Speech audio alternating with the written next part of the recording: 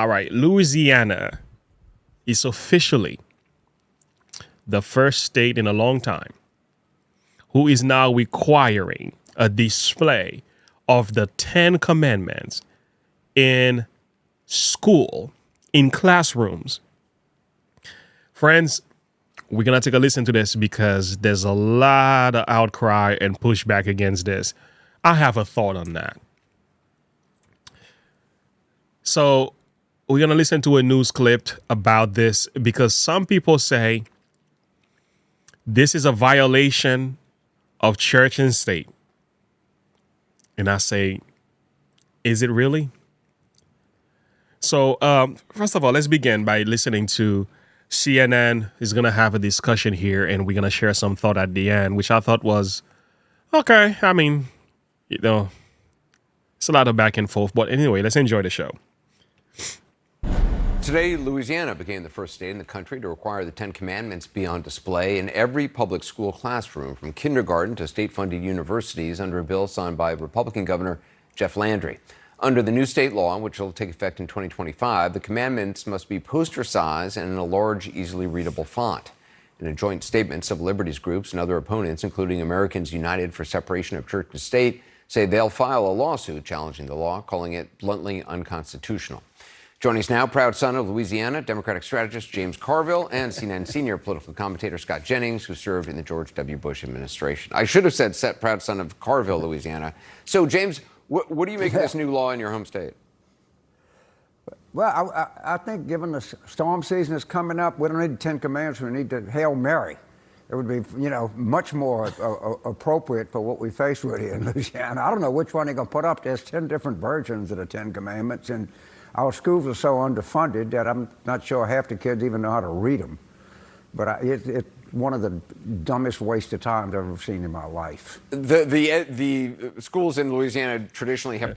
You listen to the pushback, right? So our kids can't read it. They're underfunded.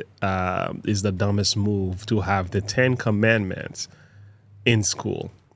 Did you hear the logic? All right. Let's keep going. Ranked very low in the rankings of schools in America. It's gone up, I think, pre-K through 12 has gone up a little bit in recent years, but not by much. Governor Edwards, John Bell did a great job. I mean, he got us, off the bottom, but Governor Landry is intent on putting us back on the bottom, it seems like. But I'm serious.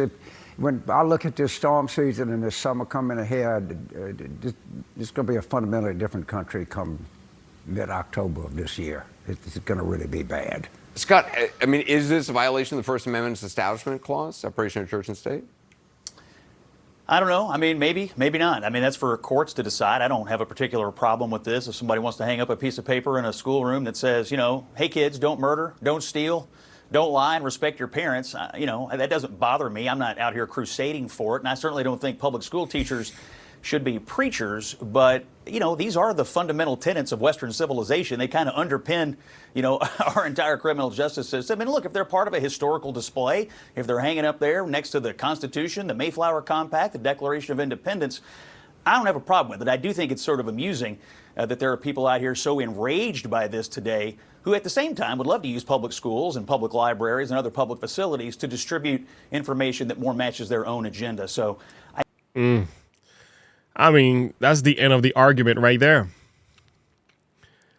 I mean, we're going to keep listening a little bit more, but if it's okay to expose children to trans ideology, gay agenda, LGBT, Black Lives Matter, for example, we got all these different movement, intersectionalities and so on that are pushing different reasons. Here is a school teacher. She is bragging and laughing about exposing children and telling them to pledge allegiance to the flag, to the gay flag, to the pride flag, right? And she thought that was a good thing. I think she lost her job as a result of this video. But yeah, listen to this. Okay, so during third period, we have announcements and they do the Pledge of Allegiance. I always tell my class, stand if you feel like it, don't stand if you feel like it, say the words if you want, don't have to say the words. So my class decided to stand but not say the words. Totally fine. except for the fact that my room does not have a flag. It used to be there, but I took it down during COVID because it made me uncomfortable. And I packed it away and I don't know where, and I haven't found it yet. But my kid today goes, hey, it's kind of weird that we just stand and then, we say it to nothing. And I'm like, oh, well, I gotta find it. Like, I'm working on it. I got you. In the meantime, I tell this kid, we do have a flag in the class that you can pledge your allegiance to. And he looks around and he goes, oh, that one? Okay, so during third period, we have announcements and they do the Pledge of Allegiance. You know what I'm saying? So, so if we can expose our children to all kind of transgender and ideology, we can take down the American flag and promote whatever it is we want to promote. Like, for example, you got all kind of other flags being promoted in schools, all kind of ideology being promoted in school, whatever the agenda is. Some people and some teachers in school are pushing that. Like, if either you can have it all or you cannot have any of it at all. That's my logic. You have to be fair across the board. So my question was, Dan, which part of the 10 Commandments is so offensive to some people that you can't have it in school? What is it about? Have no other gods before me. Don't take my name in vain. Honor your mother and your father. Thou shalt not steal. Thou shalt not kill. Thou shalt not commit adultery. Thou shalt not lie. How does this in any way make children bad? How does this violate church and state? How do words written on paper? What evil could actually come out of that? Tell me one person in history whose life has been wounded because they read the 10 Commandments, who felt violated, who felt that something was done in a very negative way to them spiritually because they saw the words that says you should treat people with love and respect. I would like to know. I'm at a loss right now. If you can think of anything, let me know. I want to come back to the discussion. Let those two go at it. I think people are overreacting to this, and the courts are going to have to get involved and see what the interpretation of the laws are. James, I mean, is there a difference between having a book in a library and something posted in every classroom from the Bible? Well, look, this is book burner talking points. All right, these people want to burn books, take them out of libraries. You can't substitute reading, writing, and arithmetic with like I say. But the courts will have to flush this out. But his answers are horrible. Book burner ideology is a false. It's a farce. It's not true. The truth of the matter is, some of the books that were being pulled away from these schools' libraries, they were kinkiness. They were sexual deviant books. Okay, they were promoting homosexuality, bestiality. Some of it were even promoting intersex and so on. It was really horrible. Okay, so incest, and you can name it. That's what they were pushing in these books. It was really pornography. So those books and the 10 Commandments are not on the same plateau at all. So it's completely making a false comparison here. Definitely a false dichotomy. It's a 1,000 founding documents. Right, I mean, Kentucky had a similar law. The problem is you got to have kids that can read them. Right. Yeah, who knows what this court will do, but believe me, it'll go right up to the legal system. But what I find fascinating is the book burners really want the 10 Commandments. Give me a break. Scott, how much of this really is about Anderson, the quality of public Anderson, education in Louisiana? Anderson, Sorry, go ahead, Scott. Well, I worry about the quality of public education everywhere. I worry especially about it coming out of the pandemic when you have an epidemic of kids who have just disappeared. They can't find kids. Right, but is Carville this was really right. about the They quality can't of read, public education, or is it about election year politics and trying to get another, so-called religious freedom case in front of the Supreme Court? Listen to that question.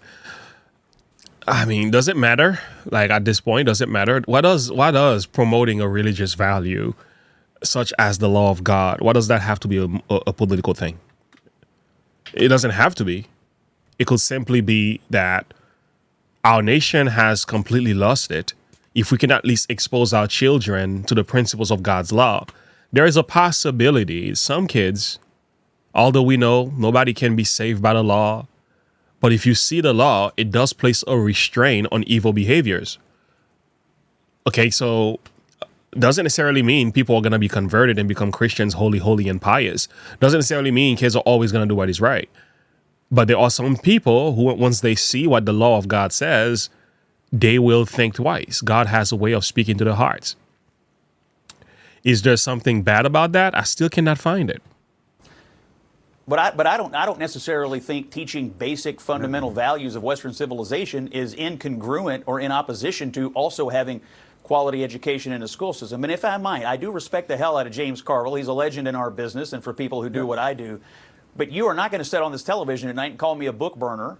I do not believe in burning books. I strongly believe in the First Amendment. I have no interest in restricting any information. And I strongly reject the ad hominem attack. We could disagree on this, but you're not going to call me a book burner on TV. Right. Well, the correlation between book burners and people that want the Ten Commandments is high. I can't tell you that you're one of them, but 80% of the book burners want to, there's a high correlation there. And you want to talk about fundamental American values, try to... Well, it depends what kind of books you're burning. When they say book burner, but what books are they burning? If that is even really happening, what kind of books are they, right? Because when they say book burner, they're not differentiating within what kind of books, right? And that's the problem. They want to make it political. It doesn't have to be political. And there are some books that need to be burned. I'm so serious. They don't need to be exposed to children. You should take that stuff away from children. That I totally believe that. First Amendment. But that's me. For the record, I will say I have not heard Scott Jennings talk about burning any books any time that I've talked to him. There's a lot of book burners that want this. I hear what you're saying, James. He said, from my perspective, I think it's a beautiful thing. Having the law of God exposed to children is not bad. I don't see this as a violation of church and state. To make it about that is a farce. It's a complete misconception and interpretation of what the law of God was meant to do. We live in a society where God's law needs to be promoted. Now, it's one thing you tell children that they have to abide by the first 4 commandments, which I think is wrong because you cannot force any religious teaching in the light of how a person ought to worship their God, because our teachers are not meant to be preachers.